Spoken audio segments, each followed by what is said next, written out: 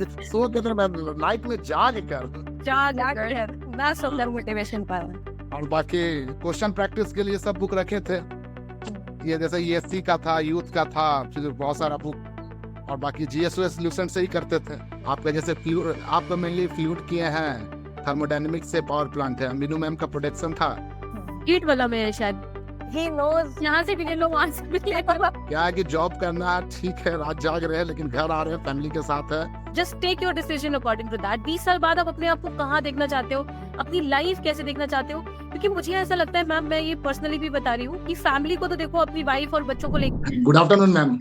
Good afternoon Anjar, how are you? हाँ ma'am, ठीक है। Thank you so much Anjar for joining us. Okay ma'am. First of all, many congratulations to you and your family first. Your mother and father, many congratulations. Thank you. और सबसे पहले answer अपने बारे में, मतलब अपना नाम, आपकी मार्क्स, अपनी रैंक और डिपार्टमेंट, क्या आपको मिला है? डिपार्टमेंट नाम तो मोहम्मद अंजार आलम हुआ मैम। मैकेनिकल इंजीनियरिंग से बीटेक भी किए थे और साथ में डिप्लोमा अभी किया है। मतलब डिप्लोमा और डिग्री दोनों साथ में किए थे। और अभी तो बीआरओ मिला है, इसमें अभी रैंक जो दिखा रहा 171 रैंक दिखा रहा। जी, तो कैसा लग रहा है अंजार सिलेक्शन लेके? ठीक लग रहा, क्योंकि एक्सपेक्टेशन कुछ और था कि ऑलरेडी जॉब में हम हैं, समझे। ओके, और जॉब में ऑलरेडी घर पर ही है। अब मैं क्या आंसर आप? में है। ओके, और कहाँ रहते हैं आप? माता पिता का नाम क्या है आपके? मम्मी का नाम है मेहरून निशा और पापा का नाम है मोहम्मद अनवर आलम और धनबाद झारखंड में रहते हैं। ओके, और आपके फादर क्या करते हैं? पापा का बिजनेस था, वो राशन दुकान होता है ना। जी। हाँ, वही राशन दुकान था। अभी नहीं करते हैं पापा कुछ, अभी वही जॉब हो गया तो खुद से ही सब घर चल रहा है, उससे कोई प्रॉब्लम मतलब नहीं। आपने ये रिस्पॉन्सिबिलिटी उठा ली है। हाँ हाँ हाँ। ग्रेट। रिस्पॉन्सिबिलिटी तो बहुत पहले ही ले चुके हैं, 2017 में ही ज्वाइन किए थे ना। अच्छा, में तो एक्चुअली में अंजर, अभी जब अगर आप लोको पायलट की जॉब कर रहे हैं, तो what motivated you to go for JEE? मतलब वहां पे आपको क्या ऐसी परेशानियां नजर आई कि आप जेई में जाना चाह रहे थे? एक्चुअल क्या है कि लोको पायलट का जॉब जो है ना, वो शेड्यूल वाइज नहीं है। ये रैंडम है, डे नाइट मॉर्निंग इवनिंग कभी भी हो सकता है। और वो क्या है ना कि आप अगर मान लीजिए लोकोमोटिव चला रहे हैं तो होता क्या ना कि आप फ्रंट में हैं। हाँ। और आपके पीछे 1000 लोगों की रिस्पॉन्सिबिलिटी है। अगर आप सो गए तो पीछे के लोग भी सो जाएंगे। और हमको सोना बहुत पसंद है। जब जागे जब रात में बस ये मोटिवेशन है कि जब रात में जागना पड़ता था, हम यही सोचते थे कि भाई पढ़ना तो होगा। और जो 2 घंटा 4 घंटा मतलब मान लीजिए नाइट जाग कर आए हैं, फिर सोए हैं, और फिर नेक्स्ट डे की नाइट का ही ड्यूटी रहता है मैक्सिमम। जनरली मैंने देखा है कि डिमोटिवेट होकर लोग सोते हैं, बट अंजार ने सो के मोटिवेशन पाया। सो के तो मैं नाइट में जाग मैं सुंदर मोटिवेशन पाया। बस, लेकिन फिर भी वैसा नहीं यार, देखते हैं। अच्छा अंजार, बीआरओ भी बहुत अच्छा है। हाँ, थोड़ी पोस्टिंग आपको टफ मिल सकती है, पर कुछ अच्छी पोस्टिंग, इजी पोस्टिंग भी मिलती है। इसमें आई थिंक टर्म वाइज होता है, एक बार टफ पोस्टिंग, एक बार इजी पोस्टिंग, तो वो कुछ ऐसा हिसाब है। लेकिन ये प्लान्ड जॉब है, मतलब एक रेगुलर जॉब है, 9 to 5 या नाइट वाला हम लोग चांस है कि कम हो जाएगा। हजार। जैसे कि आपने 2017 में बताया कि आपने लोको पायलट की जॉब ज्वाइन करी, तो 17 से लेकर आज 2024 है, क्या क्या कठिनाइयां आपने फेस करी और क्या आपको मोटिवेशन देता रहा कि आप कंसिस्टेंटली प्रिपरेशन करते रहो और एक अच्छी डेस्टिनेशन पर पहुंचो? देखिए, प्रॉब्लम बस वही घर का बेसिक प्रॉब्लम रहता था। जैसे हुआ क्या ना कि 2017 में हम ज्वाइन किए, तो 17 के एंड में क्या कि पापा का डेथ भी हो गया, तो और रिस्पॉन्सिबिलिटी बढ़ गया, तो पढ़ाई वहां पर ब्रेक हो गया मेरा। और लेकिन फिर स्टार्ट किए, तो कुछ दिन बाद तो फिर कोरोना आ गया। और कोरोना 2020 में जैसे मम्मी का भी डेथ हो गया, तो थोड़ा और ठीक नहीं लगा पढ़ने उड़ने का। लेकिन फिर वही बात है कि ड्यूटी जाते थे तो रात में भी जागना पड़ रहा, तो थोड़ा सा लगता था कि नहीं करते हैं। हाँ, वो ट्राई करते हैं, कुछ बेटर होगा। तो फिर से स्टार्ट किए। लास्ट टाइम तो हम मतलब एक्चुअल देखा जाए तो कंटिन्यूअसली स्टार्ट हम किए 2021 के स्टार्टिंग में। वो एक एग्जाम दिए थे झारखंड का JDLCC का JSSC, और उसमें बहुत कम मार्क्स आया था, तो बस वही स्टार्टिंग किए हम उससे। तो धीरे धीरे करके फाइनली, क्योंकि 2017 से पहले या फिर अपने सेमेस्टर में भी हम नोट्स बनाए नहीं थे, मतलब लगता नहीं था, जरूरत होता नहीं था, सेमेस्टर क्या पढ़ना है, बस चुपचाप पास हो जाना है। 2021 के जो एग्जाम दिए तो हमको लगा कि ऐसे तो काम चलेगा नहीं, तो फिर वैसे ही यूट्यूब से स्टार्ट किए, क्योंकि कोई सब्सक्रिप्शन लिए नहीं थे। तो यूट्यूब में जो सबसे पहला वीडियो लामिया मैम का मिला था थर्मोडायनेमिक्स का, तो 29 लेक्चर का जो सीरीज है, हाँ स्टार्टिंग से धीरे धीरे इंटरेस्ट जागने लगा, क्योंकि एक्चुअल हो गया था कि 2020 के बाद ऑनलाइन बहुत सारा सोर्सेस अवेलेबल था ऑनलाइन।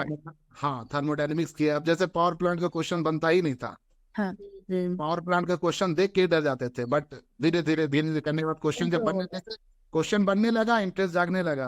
हाँ। जैसे या फिर आप ये बोल प्रोटेक्शन, तो स्टार्टिंग में तो प्रोटेक्शन जो सेमेस्टर में हमको तो कभी समझ में ही नहीं आया था कास्टिंग क्या होता है, बस आप पढ़ लिए, पढ़ के याद कर लिए, आरके जैन का बुक था मेरे पास, पढ़ के याद करके एग्जाम देके पास तो कर गए, अटेंडेंस पास भी कर गए। लेकिन जो स्टार्ट किए धीरे धीरे, मैम मीनू मैम का भी बहुत बढ़िया आयरन कार्बन डायग्राम या फिर जो भी था यूट्यूब पे जो अवेलेबल है, तो उन सबको देख कर करते करते करते एक्चुअली दिखाए क्या हम अपने स्टडी रूम में ही है, बिल्कुल दिखाई दिखाते हैं। ये मेरा जैसे सेल्फ है, ये यहाँ पर पूरा मटेरियल है सारा, ठीक है, ये है मेरा पूरा प्रोडक्शन का, ये नोट्स है, और ये मेरा बुक है, ये मेरा ये है आरएससी का, ये देखिए ये बुक है, ये फिर नोट्स है, ये थर्मोडायनेमिक्स का जो 29 लेक्चर है मैम आपका, वो सारा है। ये देखिए ये पूरा फ्लूइड का है, ये नोट्स के साथ बुकलेट नोट्स, ये बुक में हम क्या करते थे, शॉर्ट नोट्स बना के रखते थे, अच्छा दिखाते हैं आपको इस तरह से, जिस तरह से आपका भी शॉर्ट नोट्स बनाना, ये करना, ताकि कि अगर हम ड्यूटी में भी है तो थोड़ा रिवीजन कर ले। ये मेरा पूरा सोम के लिए मटेरियल अलग था, और बाकी क्वेश्चन प्रैक्टिस के लिए सब बुक रखे थे, ये जैसे ईएससी का था, यूथ का था, फिर बहुत सारा बुक, और बाकी जीएसओ सॉल्यूशन से ही करते थे। बहुत बढ़िया है, मतलब दिख रहा है कहाँ से रैंक आई है, ये क्लियर है, ये साक्षात एक एग्जांपल है कि रैंक लाने के लिए क्या क्या चीजें क्या क्या करनी चाहिए। जॉब के साथ मैम, जॉब के साथ वाले भी बहुत स्टूडेंट हैं हमारे बैचेस में, एंड उनका यही रहता है टाइम नहीं निकल रहा, टाइम नहीं निकल रहा, कैसे आपने कैसे जॉब के साथ टाइम निकाल लिया इतना सारा और सिलेक्शन ले लिया? मुझे बात है मैम, नहीं पता आपको कि रात में जो जागना पड़ता था बहुत, मतलब अच्छा नहीं लगता था हमको, तो इसलिए कोशिश करते थे, मतलब ये ऐसा नहीं कि एक दिन में ये भी हो गया, आप 2021 के स्टार्टिंग लेते हैं, 2 साल लग गए। आपने जो शब्द बोला ना, अच्छा नहीं लगता था मेरे को, जिस दिन ये एक्चुअल में बच्चा फील कर जाएगा बदल देगा, यार मेरे को ये अच्छा नहीं लगता है, मुझे इसे चेंज करना है, वहां से जो इनर मोटिवेशन आता है ना, वो चीजें चेंज कर देता है। बहुत अच्छा बोला आपने, बहुत बढ़िया। अच्छा, इंजीनियर्स वाला पर हमारे क्रैश कोर्सेज हुए थे, जैसे कि आप वाईटी फॉलो कर रहे थे, तो वो आपके लिए हेल्पफुल थे? वाईटी तो बहुत सारा मेरा स्टडी वही है, और बस वो जो मेन प्री के बाद जो बैच चला था ना, सीबीटी 2 के लिए वो ज्वाइन किए थे हम, क्योंकि हमको भी जानना था ना कि क्वेश्चन किस लेवल का होगा। अब ऐसा नहीं है कि अपने से कुछ कर ले, पता गाइडेंस नहीं रहेगा, तो बिना गाइडेंस के कम से कम, जैसे जब 11th 12th में स्टडी करते थे तो मेरे एक सर बोला करते थे अक्सर कि गुरु बिना ज्ञान नहीं है, तो बस गुरु तो पकड़ना पड़ता है। बहुत बढ़िया। तो आपने सीबीटी 2 फॉलो करा, बाकी वाईटी की क्लासेस आपने फॉलो करी? जी जी, मैक्सिमम आप ही लोगों का क्लासेस रहता था। आपका जैसे फ्लूइड, आपका मेनली फ्लूइड किए हैं, थर्मोडायनेमिक्स से पावर प्लांट है, मीनू मैम का प्रोडक्शन था, जैसे एचएमटी तो उतना था नहीं, आता नहीं है। और बाकी अभी इंजीनियर वाला में विनोद सर है, विनोद सिंह, हाँ उनका भी लेक्चर को फॉलो किया, आईसी इंजन और इन सब के लिए। गेट वाला में है शायद, गेट वाला, हाँ वो सर गेट वाला में है, गेट वाला में है। बहुत और एक सर है, क्या नाम है, गौरव बाबू सर, हाँ उनका भी कुछ सोम का लेक्चर, सोम का क्वेश्चन मेरा नहीं बनता था, उन सब का हम लेक्चर सुने तो सोम का क्वेश्चन बनने लगा।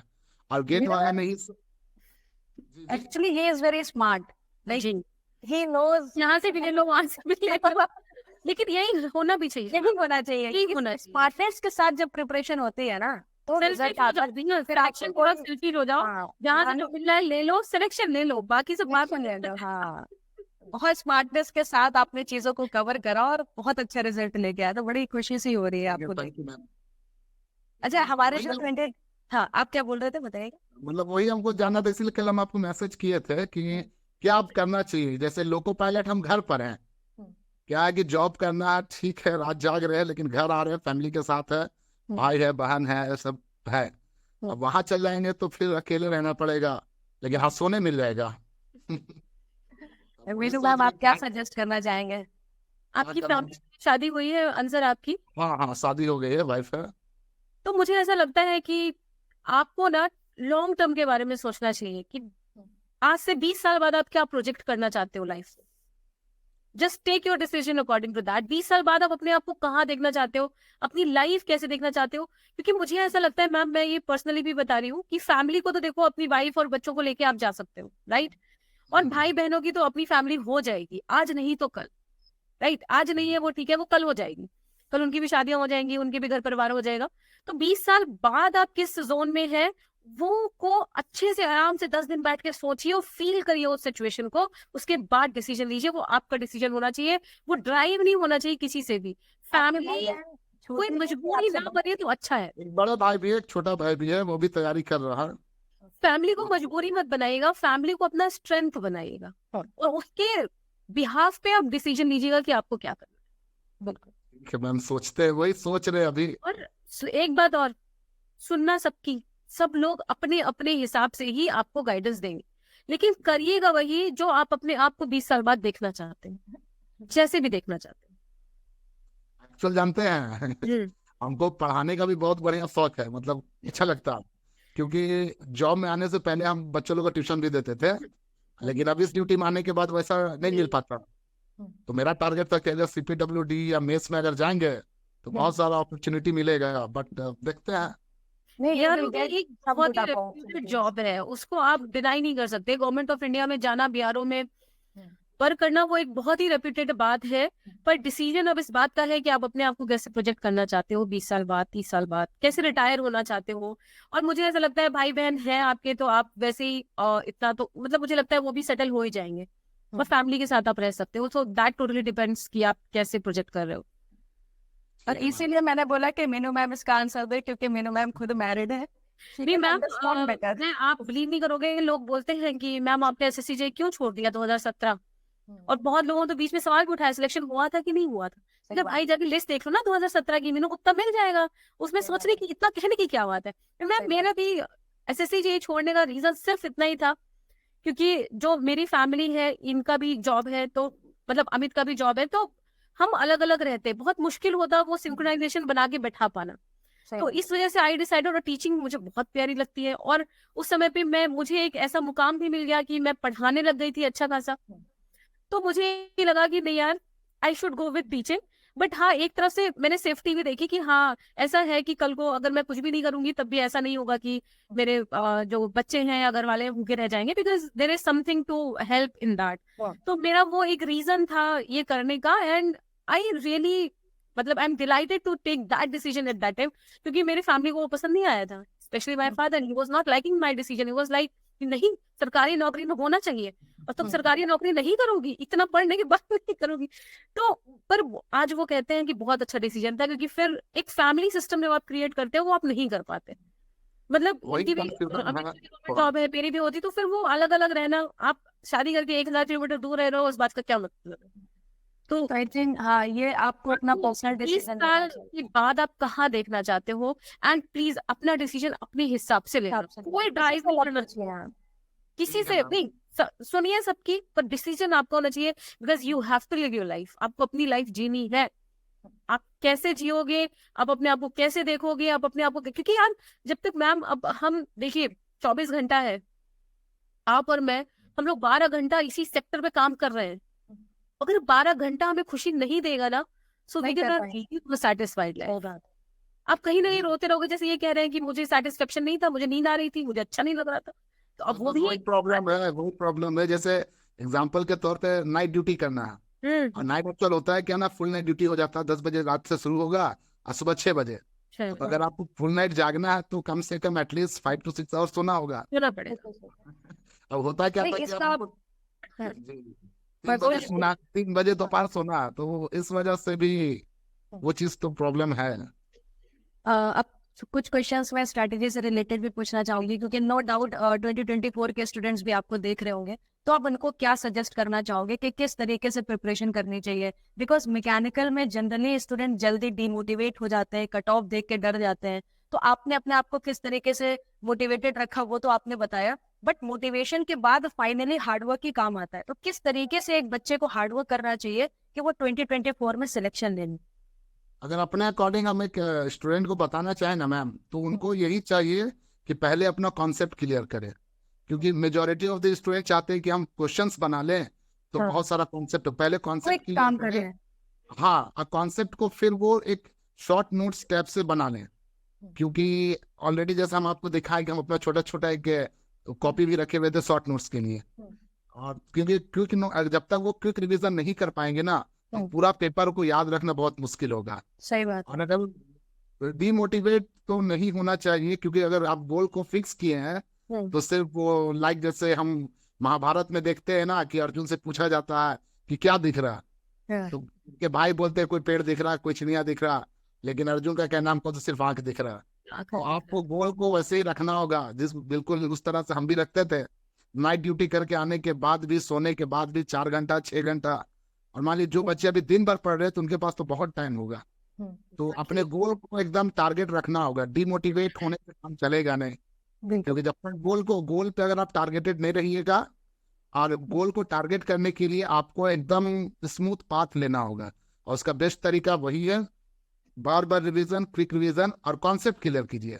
जैसे बहुत सारे हमको दोस्त लोग बोलते थे ना कि तुम क्वेश्चंस बना लो, पहले 1000 क्वेश्चंस बना लो, 500 बना लो, कॉन्सेप्ट क्लियर हो जाएगा। लेकिन मेरा कहना था कि नहीं, हम पहले कॉन्सेप्ट क्लियर कर लेते हैं, क्वेश्चन 100 बनाएंगे, लेकिन ये रहेगा। और उसका ही रिजल्ट है कि जो CBT 2 में 100 में 97 बना के हम आ गए। 97 बनाने के बाद हम सबसे पहले लांगे मैम को फोन किया कि 97 बना लिए हैं, सबसे सही बना है कि नहीं बना है, क्योंकि हमको खुद यकीन नहीं होता कि 97 बन कैसे किया। तो बस अब कितना कितना रहा आपका स्कोर, कितना रहा टेक्निकल में अंसार? करेक्ट हुआ मैम। मैम आप ये देखो, सुबह से 90 प्लस वाले बच्चा ही सिलेक्ट हो रहा है। अब सुबह से इंटरव्यू करके हम दोनों बैठ के हुए हैं। और 90+ लाने के लिए आपको थर्मल वाला पोर्शन तो डेफिनेटली पढ़ना ही है, वो तो करना है, बट आप अदर सब्जेक्ट्स भी छोड़ नहीं सकते। आपको प्रोडक्शन भी प्रॉपर तरीके से, क्योंकि ऐसे 5-5, 6-6, 7-7 नंबर आप सब्जेक्ट वाइज छोड़ते चले जाओगे तो थर्मल वाला पोर्शन तो सिर्फ 80 का है, 80 से सिलेक्शन होगा नहीं, सिलेक्शन 90 से होगा। तो आप सब कुछ पढ़ो, और जो आपका हाईली वेटेड सब्जेक्ट है उस पर थोड़ा एक्स्ट्रा एफर्ट डालो। जनरली स्टूडेंट जो है ना, हाईली वेटेड सब्जेक्ट का मतलब समझते हैं बस ये पढ़ लेंगे तो काम हो जाएगा। हाईली वेटेड सब्जेक्ट का मतलब होता है उस पर ज्यादा टाइम देना है, लो वेटेड सब्जेक्ट्स को भी करना है, उसको आप छोड़ नहीं सकते एक अच्छे डिपार्टमेंट के लिए, एक अच्छे रैंक के लिए। एग्जैक्टली मैम, अभी एक स्टूडेंट था 95 थे, 96 थे ना, अब क्या वो बिना IM and OR या बिना मशीन डिजाइन पढ़े ले आया होगा? नहीं हो सकता, नहीं पॉसिबल नहीं है। दो क्वेश्चन भी जाएंगे तब भी तो आप 90 से नीचे चले गए ना भाई। तो आपको सब पढ़ना, सब पड़ेगा, और रिवीजन ये हो सकता है कि आप जो हाईली वेटेड है उसको ज्यादा कर लो। सही बात है। बताइए। एक बात और कहना चाहेंगे मैम, जैसे जो बच्चे तैयारी कर रहे हैं कि उनको पेपर 1 पे चाहे कि लीड लेकर चले, अगर वो पेपर 1 में लीड लेकर चलेंगे, क्योंकि मेरे साथ प्रॉब्लम यही हो गया कि पेपर 1 में वैसा मार्क्स था नहीं, 133.5 मार्क्स था, और इधर इतना मार्क्स लाने के बाद भी BRO में हम गिर गए। अगर 2-4 नंबर, इससे ज्यादा नहीं, 2-4 नंबर और अगर होता तो एटलीस्ट मेस और हम यहाँ चले जाते हैं, मेस में या CWC में। कोई बात नहीं, आपने जो रिजल्ट लेके आए हो वो तारीफ के काबिल है, और हर चीज अपने टाइम के हिसाब से होती है। डेफिनेटली आपका ये जो एक सपना पूरा हुआ है, इसको आप और अपडेट कर सकते हो, वो आपके हाथ में। अगर आप BRO ला सकते हो ना, तो आप CPWD भी ला सकते हो, आपके अंदर उतना स्ट्रेंथ है। तो उस चीज को आप जो है ना कायम रखिए, अपनी मेहनत को कायम रखिए, और आगे बहुत सारी चीजें आपका इंतजार कर रही है। सो अंजार, आपने हमारे काफी लेक्चर्स फॉलो करे, मीनू मैम के लेक्चर्स फॉलो करे, तो इंजीनियर्स वाला टीम में सबसे फेवरेट फैकल्टी आपके कौन से रहे? हमको तो एक सर चले गए हैं इंजीनियर्स वाला में, हमको जो बेस्ट लगे हैं वो विनोद सर, और दूसरे एक सर थे ना विश्वजीत सर, वो अभी स्टार्टिंग में वो भी गेट वाला में ही है। हाँ, गेट वाला में थे, क्योंकि थ्योरी ऑफ मशीन हमको कभी समझ में नहीं आया। हम डिप्लोमा भी किए, कभी समझ नहीं आया, डिग्री भी की, कभी समझ में नहीं आया। थ्योरी ऑफ मशीन को हम माइनस कर देते थे, लेकिन जब उनका लेक्चर हम सुने ना, बस थ्योरी ऑफ मशीन ऐसा लगता है ना कि कोई क्वेश्चन छूटता ही नहीं है, एटलीस्ट इतना था कि हम गेट का पीवाईक्यू और ईएससी का पीवाईक्यू प्रैक्टिस किए थे सीबीई इसमें, सीबीटी 2 के लिए। तो उसमें क्या था कि अगर 100 क्वेश्चन है तो ऑलमोस्ट 10 से 15 क्वेश्चन में डाउट रहता था, सब बन जाता था। बहुत बढ़िया। हम थैंक्स तो सर को बोलेंगे, इस वजह सर को भी और विनोद सर को भी। दोनों गेट वाला के फैकल्टीज हैं और हमारे फिजिक्स वाला की ही टीम का हिस्सा है, तो दोनों जी। बहुत ही आउटस्टैंडिंग फैकल्टी हैं, बहुत तगड़ा पढ़ाते हैं। जी जी मैम। ठीक है, thank you Anjar for joining us. Hopefully आपका ये जो बातें हैं और आपका ये जो मोटिवेशन स्ट्रैटेजीज आपने फॉलो करी वो हमारे 2024 के स्टूडेंट्स को भी बहुत ज्यादा हेल्प करेंगे। Thank you. Thank you so much, Anzar. Thank you so much.